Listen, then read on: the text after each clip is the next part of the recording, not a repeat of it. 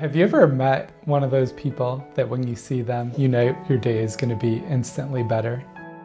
Mitchell Prater was one of those people. Every time I saw him, and it was throughout campus in a myriad of ways, whether it be for student leadership or campus ministry, supporting athletics, Mitchell was there, and he was a light. You could really tell he wanted Siena to be great. He had this vulnerability about him that he wasn't worried about being embarrassed. If he put himself out there in an authentic way, that people would do the same, and that it would become a much more real experience. From the point that Mitchell was originally diagnosed, you saw unwavering hope from Mitchell, fight, and the ability to not lose who he was. His main goal in life was to, I think, make people feel comfortable, make people happy. From the get-go, his life was service. I mean, that's what he wanted to do. And part of that service was making people comfortable in their own skin. It didn't matter who you were, what you were. Mitchell wanted to talk to you. Mitchell wanted to make sure that you were feeling comfortable in any situation. As soon as everybody was hearing about what was going on, we had people at our house. We had people, from Siena at our house. We had phone calls from professors, from administration, that was very soothing to our family and very helpful to our family and very helpful to Mitchell. You're not here just for 4 years. It's a lifetime. He loved this university. I think this university loved him. We'd walk around on campus with him and everybody would know him. There is a Facebook site, the Mitchell Project, that has been set up. We set it up originally just to talk back and forth with our family members and stuff like that, to give people updates on how chemo was going and things like that. And it just grew to be way beyond that. We've raised quite a bit of money for a camp for adults and children with disabilities, which was really his passion after he left here.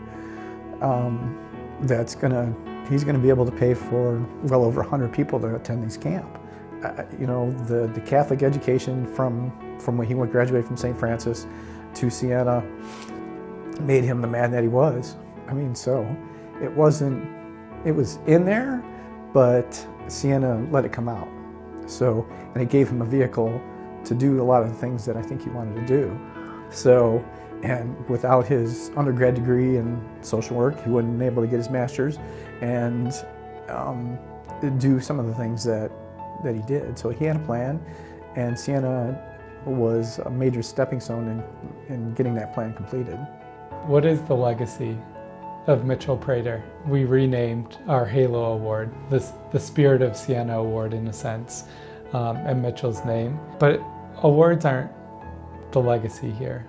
The true legacy is how much he has impacted the Siena community. He always knew my name, he knew everybody around him, and he just knew how to include everybody.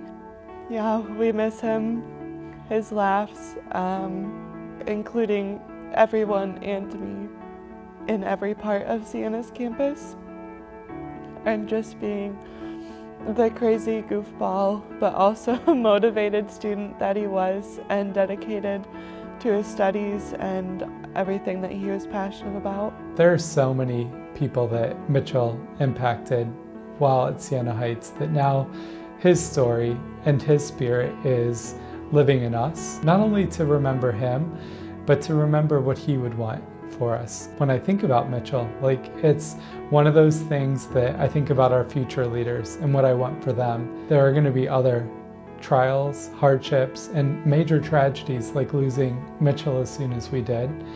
But remembering how Mitchell responded to them is a reminder of, one, how precious life is, but two, the hope to keep, that this is not the end, that our story goes way beyond the life on this earth for our eternity. Always going to be grateful to Mitchell for leaving that legacy with me and with our Siena Heights community.